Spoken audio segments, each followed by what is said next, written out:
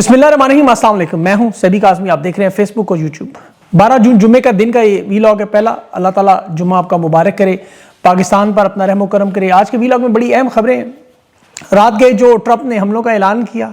پھر you turn مارا، ایران، امریکہ، اسرائیل، لبنان میں باقاعدہ جنگ ختم کرنے کا اعلان کیا، اور پھر مذاکرات کی کامیابی کا اعلان کرتے ہوئے ابنائے ہرمز ایٹمی ہتھیاروں سمیت ایران کے منجمد اثاثوں پر اتفاق رائے۔ یہ بہت بڑی ایران کی ظاہر ہے تاریخی فتح ہے۔ ٹرمپ کے یو ٹرن کی وجہ کیا ہے یہ آپ کو بتاتا ہوں۔ ثالثی میں سعودی عرب، قطر، امارات، ترکی اور کسی حد تک پاکستان کا جو کردار اب ختم ہوا، لیکن یہ معاملہ کیا ہوا کہ نیتن یاہو کو پتہ نہیں چلا۔ وائٹ ہاؤس میں مختلف شخصیات سے رابطے ہوتے رہے، ڈیل کی کوششیں، اور ترکی، سعودی عرب، مصر، قطر، یہ اہم بیٹھکیں کیا ہوتی رہیں۔ ثالثی کی کوشش میں فیلڈ مارشل کی کوشش کو شدید نقصان کیا پہنچا کہ اسلام آباد کی بجائے دستخط کی تقریب یورپ میں اس ہفتے ہونے کا امکان انہوں نے ظاہر کر دیا۔ ایران کے وزیر خارجہ بھی شاید پاکستان کا چکر لگائیں ان کو سمجھانے کے لیے معاملات کیا ہیں۔ تیل کی قیمتیں بھی اچانک کہاں سے کہاں پہنچ گئی۔ ایران کی فٹ بال کی جو ٹیم امریکہ میں، ان کا بڑا شاندار انٹری اور ثقافت کا انہوں نے بڑا اپنا پرکشش تعارف بھی کرایا۔ یہ تو ہوگی باہر کی خبریں۔ اب پاکستان کے حوالے سے انتہائی اہم خبریں، جس میں کشمیر کا معاملہ بھی آپ کو بتاتا ہوں وہاں کیا حالات ہیں۔ لیکن عمران خان کے اڈیالہ سے جو باہر لے جانے کی خبر، کیا وہ GHQ میں گئے، KP ہاؤس میں گئے، بیرون ملک سے 4 اہم شخصیات کیوں آئیں، ماحول کو ٹھنڈا کرنے کی کوششیں، جس میں وفاقی حکومت کی صفوں میں کھلبلی کیوں مچی، جولائی میں فائنل راؤنڈ کا معاملہ کیا ہے، یہ اسٹیبلشمنٹ کی واردات ہے، مجبوری ہے، کیا معاملہ ہے۔ پھر مراد سعید کی بھی میدان میں آنے کی، عمران خان اور کشمیریوں کے حق میں سوات سے پہلا بڑا احتجاج، اور اس کے ساتھ جو کشمیر میں ہوا، سیکورٹی فورسز کو چکمہ دیا گیا، دھرنے کی حکمت عملی تبدیل ہوئی، گوریلا کھیل شروع ہوا، اور فیلڈ مارشل کا کشمیر میں مارشل لا لگانے کا حکم اگر مذاکرات تسلیم نہ ہوئے۔ یہ شرائط کیا ہیں؟ بالکل ٹرمپ ایران والا معاملہ ہے، عوامی ایکشن کمیٹی کو بھیجا گیا۔ یہ سارا میں آپ کو تفصیل سے سمجھاتا ہوں، اور پھر بجٹ کی بھی تھوڑا سا ٹچ ضرور دوں گا۔ سب سے پہلے جو ایران کو ٹرمپ نے تباہ کرنے کی دھمکی دی کہ قبضہ کروں گا ان کے تیل کے جزائر، خارق پر زمینی فوج اتاروں گا، میزائل نصب کیے، تباہی بربادی پھیلانے کے دعوے کیے، لیکن 39ویں دفعہ پھر یو ٹرن مارا، 39ویں دفعہ کہ جی ہمارا معاہدہ ہو گیا، جنگ بندی میں توسیع ہو گئی ہے، اب نئے ہرمز اب کھلنے والی ہے، ایران کا افسودہ یورینیم 60 دنوں میں جو ہے وہ 0 تک لانے کا منصوبہ ہے۔ اور ٹرمپ نے تو یہ بھی دعویٰ کیا کہ ایران کے سپریم لیڈر اس معاہدے کی منظوری دے دی، اور اس میں ایک شرط تھی کہ جب تک منجمد فنڈ بحال نہ ہو تب تک معاہدے کی شرائط پر عمل درآمد نہیں ہوگا۔ اچھا، خبر کے بعد وہی جو ہمیشہ ہوتا ہے امریکی سٹاک مارکیٹ میں، وہی ہوا، بڑی تیزی آئی، تیل کی قیمتیں گر کے $80 فی بیرل پہ چلی گئی جو ٹرمپ واردات کرتا ہے، اور معاہدے کی تفصیلات جو ٹرمپ نے خود بتائیں کہ جی اب ایران جوہری ہتھیار نہیں بنائے گا۔ پہلے جو شک تھی کہ یہ نہ صرف جوہری ہتھیار بنائیں گے بلکہ افسودہ یورینیم سے میزائل ٹیکنالوجی نہیں بنائیں گے، بلکہ ایران کسی سے بنے بنائے ہتھیار بھی نہیں خریدے گا۔ ٹرمپ نے کہا جو ہمیں چاہیے تھا وہ مل گیا، لیکن یورینیم کا کہا کہ وہ ایران کے اندر ہی رہے گا۔ تو پتہ نہیں سے ملا کیا، یہ تو کسی کو بھی نہیں پتا۔ ایران تو 47 سال سے ہی کہہ رہا ہے ہمیں ہتھیار نہیں بنائیں گے۔ جنگ سے پہلے آبنائے ہرمز بھی کھلی ہوئی تھی، تیل کی قیمتیں بھی کنٹرول میں تھیں، اب اسے ملا کیا یہ سمجھ سے باہر ہے، سوائے پوری دنیا میں ذلت کے۔ اب اس میں جو ٹوسٹ آیا اس کی وجہ سامنے آ گئی کہ ایران نے جو جنگی تیاریاں دکھائیں جزیرہ خارق کے حوالے سے، اور پھر جو ان کی جو نئے میزائل ٹیکنالوجی، جس کے ثبوت کہ انہوں نے اعلان کیا کہ حملہ ہوا تو تباہی بربادی عرب ممالک میں ہوگی، آخری حد تک ہم جائیں گے، اور یہ پیغام فیلڈ مارشل کے ذریعے بھیجا گیا۔ اور انہوں نے بھی بحرین کے آرمی چیف، لبنان کے آرمی چیف اور ترکی کے کمانڈر سے ملاقات کے بعد یہ ثبوت پیش کیے۔ امریکی انٹیلیجنس کے پاس بھی رپورٹ تھی ایران کی جنگی طاقت۔ پھر ڈونلڈ ٹرمپ نے مذاکراتی اعلان کر دیا فوراً، اور یہ اتنا تیزی سے کیا کہ نیتن یاہو اس کی خبر نہیں ملی۔ نیتن یاہو یہی سمجھتا رہا کہ امریکہ اس وقت جنگی تیاریاں کر رہا ہے اور ابھی حملہ ہونے والا ہے۔ اسے ڈیل سے کچھ دیر پہلے ٹرمپ نے فون پہ بتایا کہ ایک یاداشتی معاہدہ دستخط کریں گے یا لکھ کے بھیجیں گے اور یورینیم کا مسئلہ حل ہو جائے گا۔ تفصیلات نہیں بتائیں، اور نیتن یاہو اس دوران اعلیٰ عہدیدار جو وائٹ ہاؤس ہے ان سے خبریں ہی پوچھتا رہا۔ پھر اسے میڈیا کے ذریعے خبر ملی کہ ڈونلڈ ٹرمپ پھر ہوا چھوڑ گیا، اور نیتن یاہو کے لیے سب سے بری خبر یہی تھی کہ ایران کا جو افسودہ یورینیم ہے وہ ایران میں ہی رہے گا۔ اقوام متحدہ کے انسپیکٹر البتہ نگرانی کے لیے آئیں گے اور اسے کم افسودگی کا لیول کر دیا جائے گا۔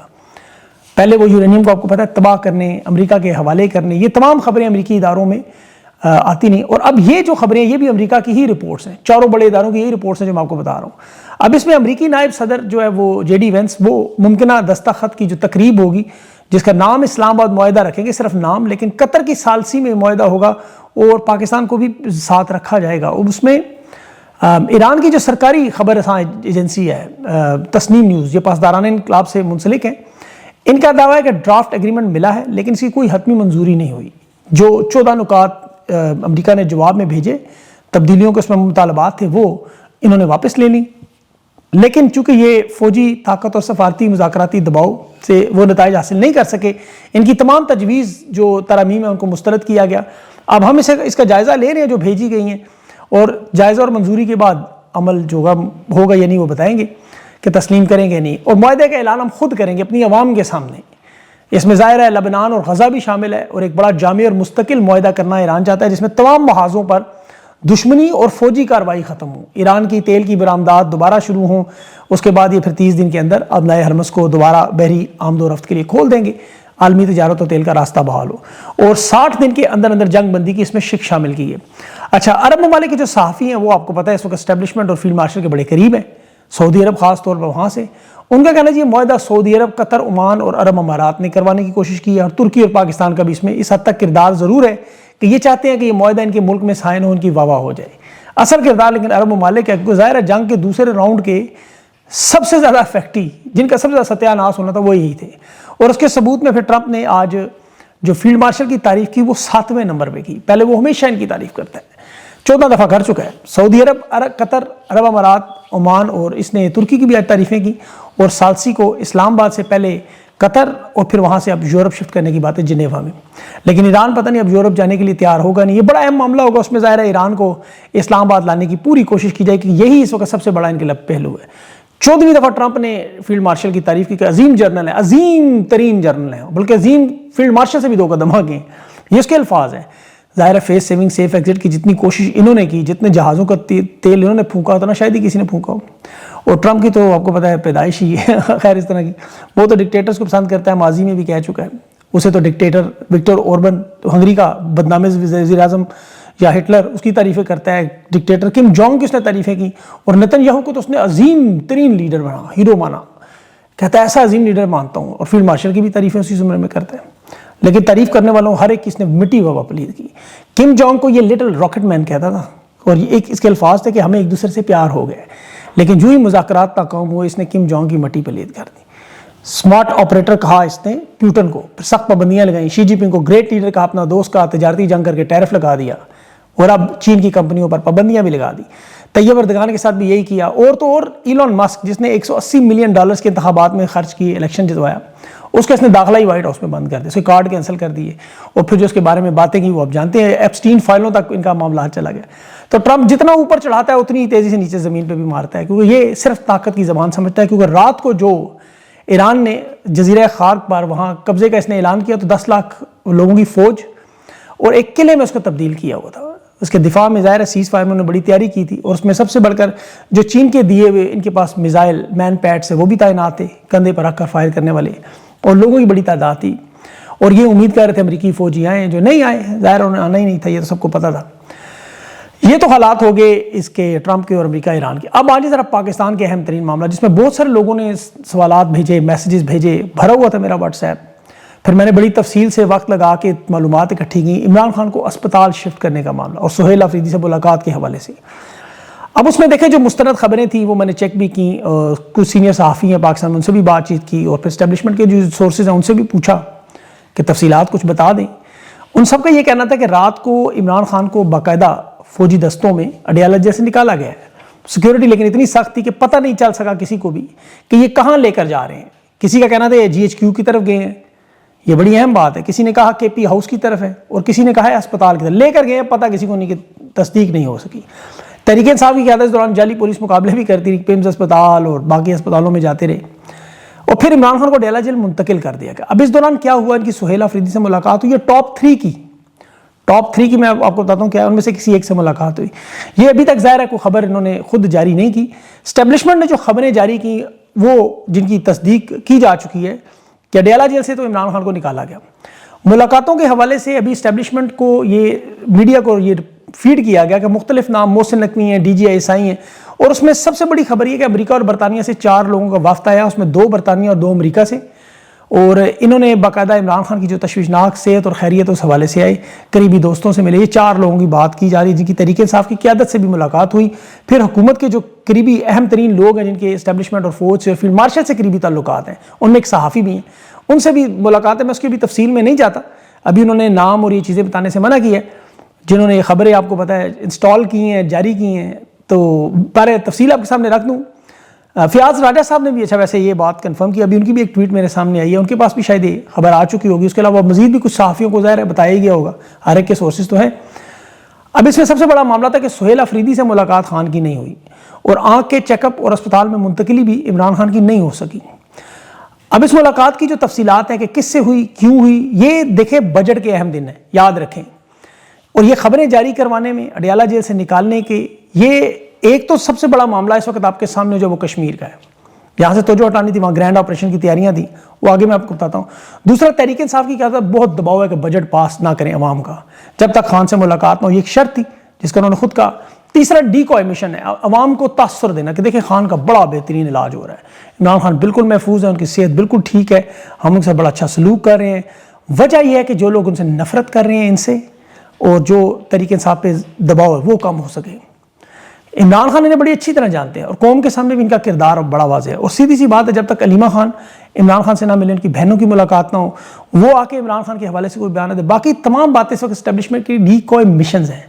جس طرح یہ ڈونلڈ ٹرمپ کے کردار کو آپ دیکھیں نا مذاکرات کے حوالے سے جو روزانہ میرے چینل سے جڑے ہوئے، کبھی ڈیل کرتا ہے، کبھی معاہدہ کبھی توڑتا ہے، کبھی، یہ سارا اعصاب کا کھیل ہے، یہ دن دہاڑے آپ کے سامنے ہو رہا ہے، اور ایک دفعہ نہیں 39 دفعہ ہو چکا ہے۔ اسٹیبلشمنٹ پچھلے 4 سال میں کوئی 100 دفعہ یہ کام کر چکی ہے۔ عمران خان کا علاج کروانا، خاندان سے ملوانا، بیٹوں سے ملاقات، ان کا بنیادی انسانی حق ہے، لیکن چونکہ عمران خان اس وقت اغوا ہیں، یہ یاد رکھیں اغوا ہیں، اور اغواکار ہمیشہ ایسے ہی کرتے ہیں، یہ چھوٹے موٹے کام کر کے کسی پہ فون پہ بات کروا دی خاندان سے 1 منٹ کی، اور کہا کہ یہ بڑا احسان جتا دیں۔ مقصد ان کا اس وقت صرف کیا ہے، بجٹ پاس ہو جائے، کیونکہ 3000 ارب کا بجٹ ہے، صرف دفاعی بجٹ، تنخواہیں ہیں، ملک چلانے کا معاملہ ہے، اور یہ ساری واردات اسی لیے کہ کے پی حکومت پھنسی ہوئی ہے بری طرح۔ اب عمران خان کے علاج پر انہیں پمز اسپتال شفٹ کرنا، شفا انٹرنیشنل اسپتال شفٹ کرنا، کچھ عرصے کے لیے اسپتال رکھنا، یہ صرف تسلی دینے کی خبریں ہیں۔ یہ بالکل ایسے ہی جیسے میں نے آپ کو بتایا نا کہ ایران کے مذاکرات میں، اور جب تک وہاں آپ کو سپریم لیڈر کی طرف سے، ایران کی طرف سے اعلان نہ ہو، ٹرمپ کی ہم باتیں نہیں مانتے۔ اسی طرح ہم سب ان کی بھی باتیں نہیں مانتے، چاہے یہ خانہ کعبہ کی چھت پر چڑھ کے قرآن مجید ہاتھ میں لے کر بتائیں،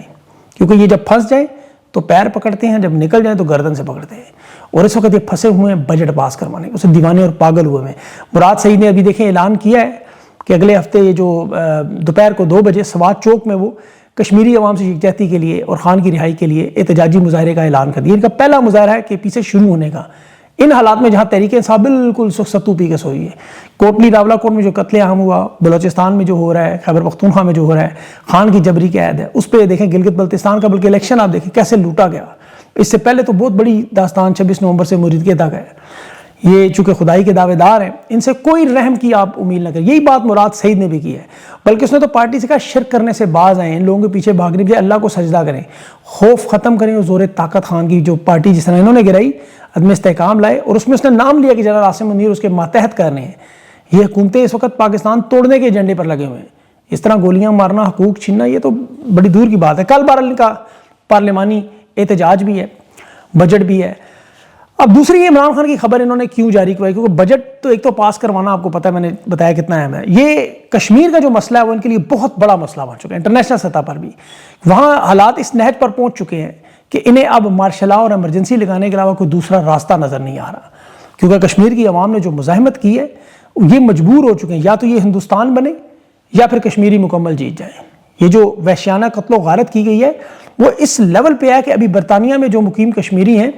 انہیں یہ اس قتل و غارت کی ویڈیوز دکھائی کہ وہ دھاڑے مار کے رو رہے تھے وہ، کہ اپنے کشمیری بھائیوں کو اس طرح شہید ہوتے دیکھ کر۔ آپ لوگوں کو بس تو یہ انٹرنیٹ موبائل بند ہے، ویڈیوز نہیں آ رہی اس لیول پہ کیوں، اور یہ جو بربریت یہ بھارتی فورسز نے نہیں کی، یہ یاد رکھیں۔ اور وہاں جو مظاہرین ہیں ان کے حالات اس وقت یہ ہے کہ راولہ کوٹ میں اکٹھے تھے، مرکزی دھرنا تھا، وہاں انہیں گرینڈ آپریشن کی خبریں ملی کہ گولیاں چلائی جائیں گی، بڑے پیمانے پر شہادتیں ہوں گی، اور پھر انہوں نے فلیگ مارچ کے نام پر سیکورٹی فورسز کی گاڑیوں کی بہت بڑی تعداد راولہ کوٹ آزاد کشمیر میں نکلی۔ اب مظاہرین نے پھر وہاں حکمت عملی بدلی، بڑے اکٹھ کو ٹولیوں میں گوریلا وار کی صورت میں چھوٹے احتجاج میں منتقل کیا، جگہ جگہ اس کو پھیلا دیا، اور یہ حکم دیا کہ جو دھرنے کے بڑے مقامات ہیں وہاں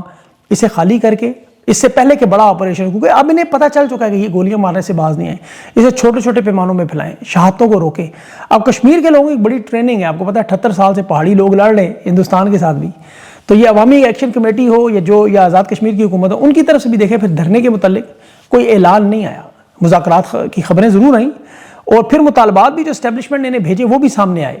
کہ مشروط مذاکرات کے لیے تیار ہیں، اور ساتھ دھمکی آئی نہ مانے تو وہ کریں گے جو ڈونلڈ ٹرمپ ایران کے ساتھ کرنے کی باتیں کرتا ہے، یا جس طرح ہندوستان نے آرٹیکل 370 ہٹا کے فوج سے کیا، انہوں نے کہا آرٹیکل 56 لگا کے ایمرجنسی لگائیں گے، مارشل لا لگائیں گے، اور وہ جو تجاویز پھر بھیجی اس میں جو 12 نشستوں کا معاملہ تھا اس پہ انہوں نے کہا جی 6 نشستیں ہم کام کر لیں گے لیکن 6 لوگ پاکستان سے بھیجیں گے۔ اب یہاں دیکھیں سب سے بڑی واردات کیا ہے کہ انہوں نے اس میں مذاکرات میں کہا کہ 27 جولائی کے انتخابات کے بعد جو اسمبلی بنے گی وہ قانون سازی کرے گی، یعنی یہ جو نئی حکومت بنائیں گے اس میں ان 6 لوگوں کو شامل کریں گے۔ پھر ان کا مطالبہ تھا کہ ایکشن کمیٹی انتخابات میں کوئی رخنہ نہ ڈالے، کوئی رکاوٹ نہ ڈالے، یعنی عوامی ایکشن کمیٹی کے جو 4 رہنما ہیں ان سے بھی ہم بات نہیں کریں گے، جو اسٹوڈنٹ لیڈر سے لیڈر بنے، شوکت میر ہیں، خواجہ مہران ہیں، عمر نذیر کشمیری ہیں، سردار امان ہیں، اور یہ مطلوب ہیں، کروڑوں کے انعامات کے سروں میں، انہیں مذاکرات میں شامل نہیں کرنا، البتہ ہم انہیں گرفتار نہیں کریں گے، لیکن جو ہم نے جوائنٹ عوامی ایکشن کمیٹی کو کالعدم قرار دیا ہے وہ کالعدم ہی رہے گی، اور جو توڑ پھوڑ انتشار وغیرہ ان کے مقدمات بھی ختم نہیں ہوں گے۔ اور بجٹ بننے کے بعد یہ ظاہر ہے بجٹ سب سے بڑا معاملہ ہے، پھر تمام جماعتوں کا ایک وفد مظفر آباد جائے گا اور ان تجاویز پہ نہیں مانتے تو پھر مارشل لا لگے گا۔ اب یہ وہی معاملہ جو پاکستان میں آپ دیکھ رہے ہیں، یہاں بھی بجٹ کا معاملہ ہے، یہاں بھی طاقت کا معاملہ ہے، یہاں بھی اقتدار کا معاملہ ہے۔ اب میں کوشش کروں گا اگلے ویلاگز میں تفصیل سے یہ ساری باتیں ہیں وہ کور کروں۔ بجٹ کا معاملہ ابھی آپ کو پتہ ہے اکنامک سروے 2025-26 کی رپورٹ بھی آئی ہے، کشمیر کے حالات پہ اپڈیٹس میں آپ کو دیتا رہوں گا، ویسے یاد رکھیے گا۔ ابھی 5 سالوں کی انہوں نے رپورٹ جاری کی، اس میں تحریک انصاف اور عمران خان کے 2021 اور 2022 یہ 2 جو سال ہیں اس میں 6.2 کی مضبوط شرح کو خود مان گئے۔ صنعتیں، سروسز، خدمات، تمام شعبوں میں زراعت سمیت کارکردگی انہوں نے خود بتا دی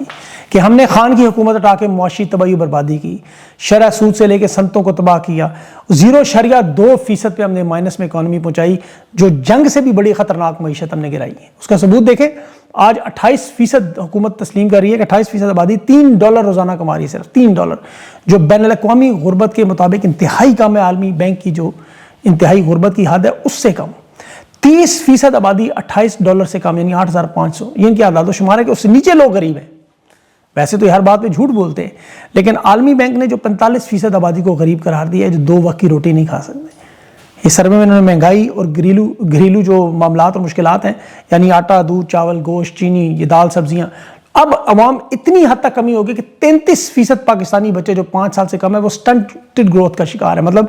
عمر کے حساب سے نہ ان کا مناسب قد ہے، نہ جسمانی نشو و نما ہے، غذائی کمی کی وجہ سے لوگ نہیں خرید سکتے۔ یہ بھارتی پنجاب کے لوگ ملتے ہیں، آپ ان سے جب وہ جانتے ہیں کہ پاکستان کے بل، گیس کے بل اور مہنگائی کے کیا حالات ہیں، نوکریوں کا حال، آپ یقین کریں وہ مانتے ہی نہیں، وہ نہیں مانتے، کہ وہ کہتے ہیں کہ پاکستان میں ہو ہی نہیں سکتا اتنا برا حال، کسی ملک کا ایسا حال ہو سکتا ہے، اس لیول کی تباہی بربادی ہو سکتی ہے۔ انہیں اس لیے نہیں پتا کہ مریم نواز کے جو منسٹر ہے وہ لاہور بارڈر میں آپ کو پتا ہے ڈرونز کے ذریعے منشیات اسمگل کرتے ہیں۔ ابھی سیکورٹی فورسز نے چھاپا مار کے وہ بیت المال کے سہیل شوکت بٹ اور اس کے بہنوئی کو گرفتار کیا ہے، جو بارڈر پار تجارت کرتے ہیں۔ اب وہ تجارت کیا ہے وہ آپ کو پتا ہے۔ اب میں آپ کے سامنے اگر یہ تفصیلات ساری رکھوں، ویڈیو بہت لمبا ہو جائے گا کہ خان کو گراتے گراتے انہوں نے کیسے ملک کو پتھر کے دور میں بھیجا ہے، لیکن میں وہ بتاؤں گا تھوڑی سی آپ کو اور مزید ٹچ کو بجٹ ان کا آنے والا ہے۔ لیکن یہ ساری تفصیلات تھیں جو بھی، اور خان کے معاملے پر جو ملاقات ہے اس پر بھی ابھی ایک بڑی کنفرم اطلاع جو ہے وہ مجھے اس کا میں انتظار ہے، اور وہ ظاہر ہے کہہ رہے تھے کچھ انکشافات ہیں، تو میں انتظار کر رہا ہوں وہ مجھے بتائیں تفصیلات، پھر انشاءاللہ وہ آپ کے سامنے رکھنی ہے۔ کریڈیبل سورس ہے۔ اپنا خیال رکھیں، بہرحال اگلی ویڈیو تک مجھے اجازت دیں، اللہ حافظ۔